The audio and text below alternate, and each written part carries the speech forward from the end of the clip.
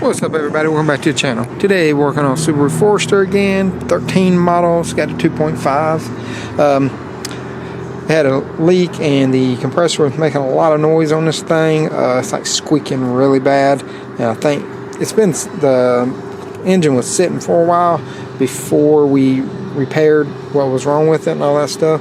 But I think the compressor is just gone bad and it's starting to make a lot of noise on the magnetic pulley. So I'm just going to show you how to change it out. We tried lubing it up, didn't fix it. I mean, I fixed it for like a couple hours, and then after we drove it for a while, it came right back.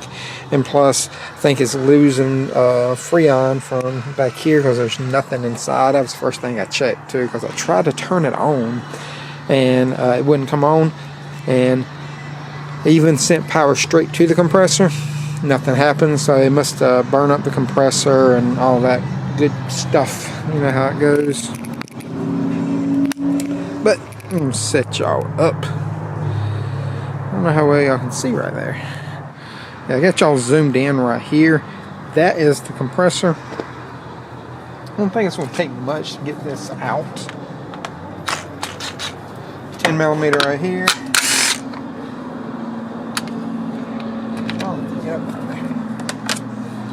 That just pulls off, and put this back on just for time being.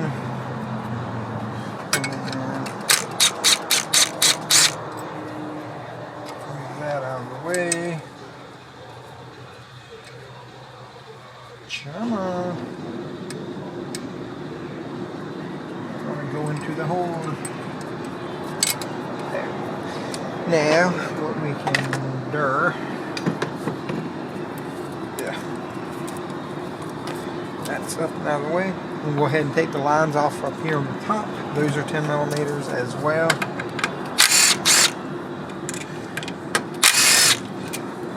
You can see nothing.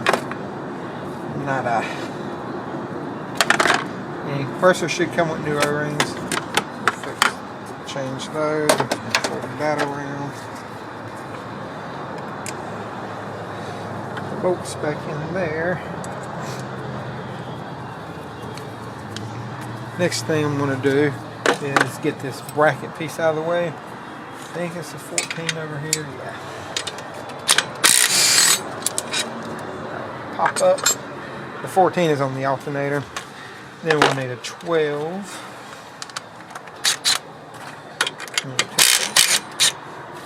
That off. Yeah, man. Then, before we start pulling the things off, get the belt off. The tensioner is over here. I'll kind of show you where it's at. Tensioner is right there, and you're going to pull it, I think, towards the passenger side. I know it's a little dark in there. See if I can get y'all focused better. But my hand is right there. It's right under the power steering pump. But looks like a 14. Get a 14 wrench, ratchet, whatever. You can pull it back to the side and you can pull its belt off. Just kind of keep an eye on how the diagram of the belt is. Just remember, groove pulleys is back of the front of the belt, whatever you want to call it, where the grooves are, and smooth pulleys always run on top of the belt, the top part right there. Pretty simple. So let me yank this belt off real quick, and then once I get it off, I'll show you how I pull the compressor off. Get the belt off. I kind of left it in most of the locations, just so all I have to do is pretty much wrap it around the air compressor, like I think. That's 12,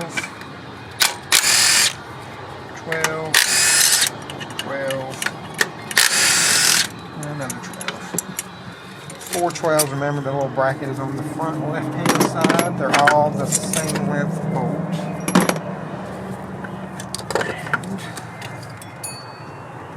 And there you go.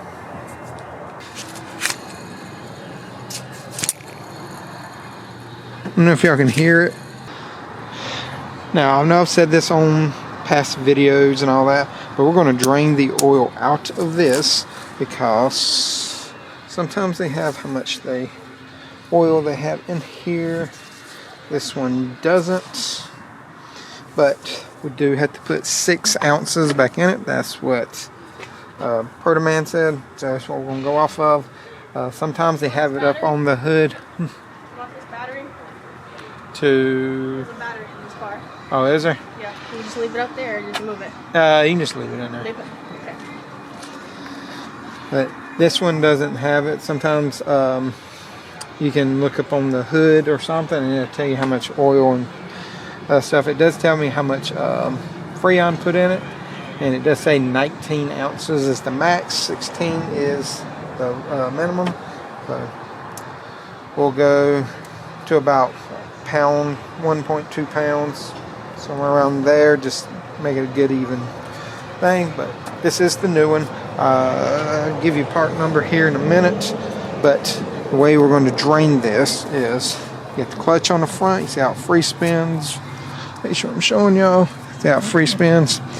Grab the clutch and turn it when you're holding it upside down after you remove the caps, and it will drain all the oil out. So we're going to put the correct amount back in it, and you can put it in either port, doesn't really matter.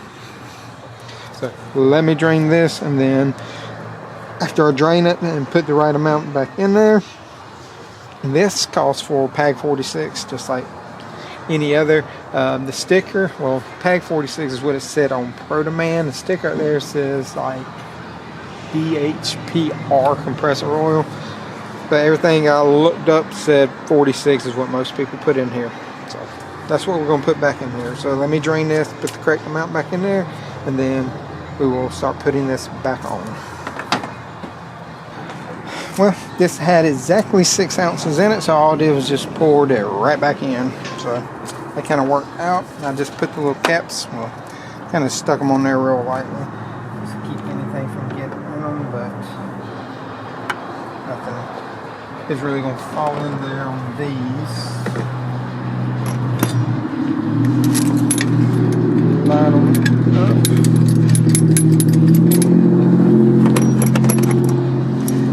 Loud out today.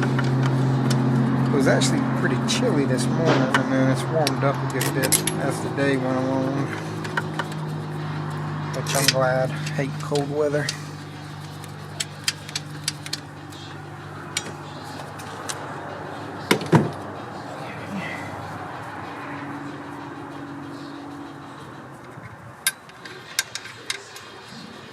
Put that on. 12.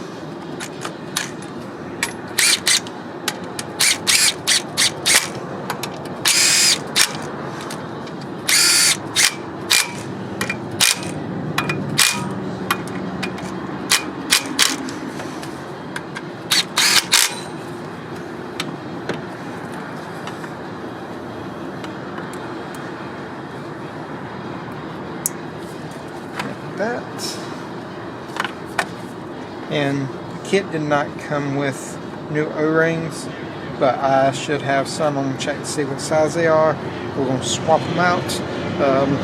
If you can't, just get an O-ring kit for your lines, and then we'll that way you can change them out, because it's always a good idea to go ahead and change them just so it doesn't leak, because if it does, you have to drain all the freon back out again.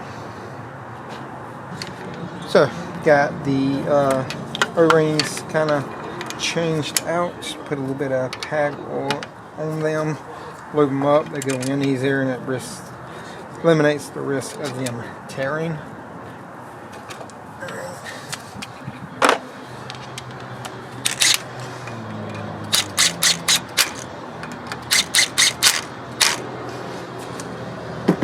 I'm not going to zip them down real tight, because I'm going to do it with my regular ratchet, because you can over tighten these really easy, because it is just going into some thinner aluminum threads. Okay. Now we can put this back on. Oh yeah. Now I just need to take this little bracket right here off so we can put it on here. That way that we can have this right here so the cover can go on over top of the belt so you don't get your hands kind of in the way.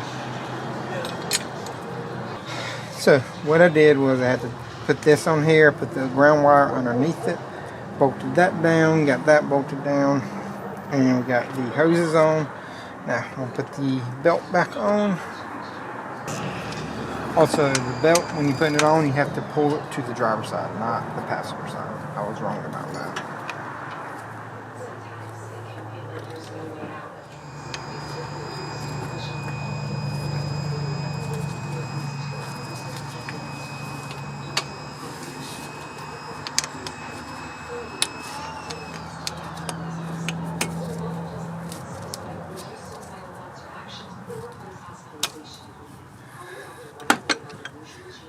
She is on. I'm just going to look over it, make sure everything looks like it's on completely.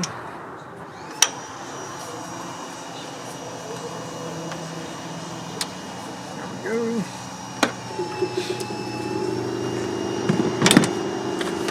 Now we can stick this back on.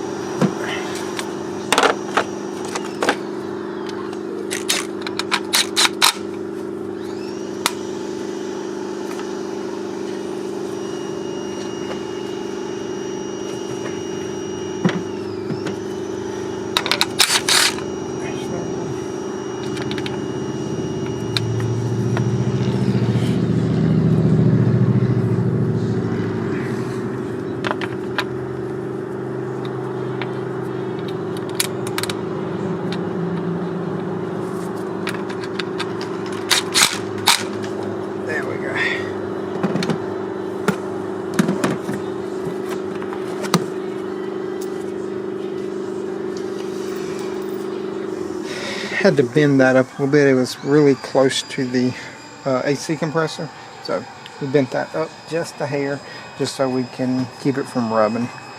Now we'll hook up my gauges and I'll show y'all how we put freon on this thing.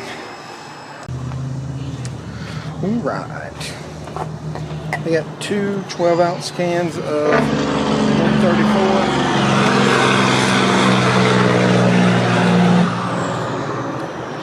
Truck's just going to ruin my video like that. Got the gauges hooked up.